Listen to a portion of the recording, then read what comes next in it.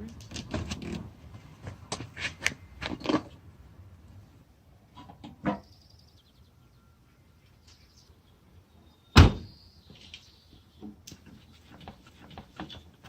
Hi, this is Frank, and I'm with Workmaster. Today, I'm going to show you how to refinish and stain a worn-out deck.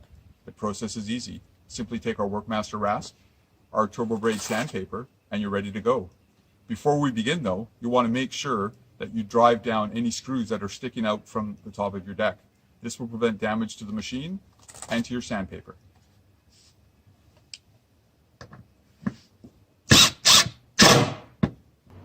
All right, well, we're just about ready to start work.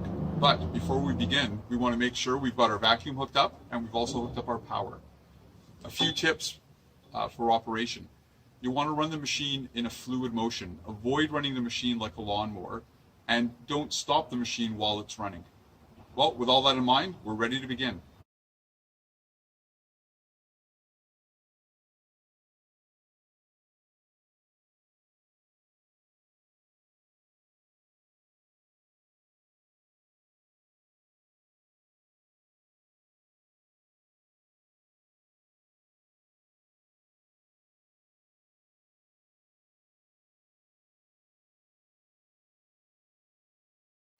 The Workmaster Gator is the perfect stair and crevice tool.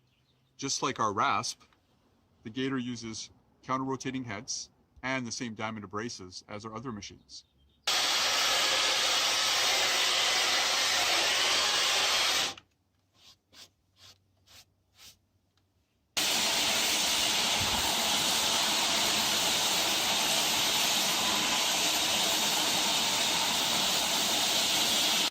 Well, what would have taken you days to achieve with a palm sander is done in a fraction of the time with the Workmaster RASP and the Workmaster Gator.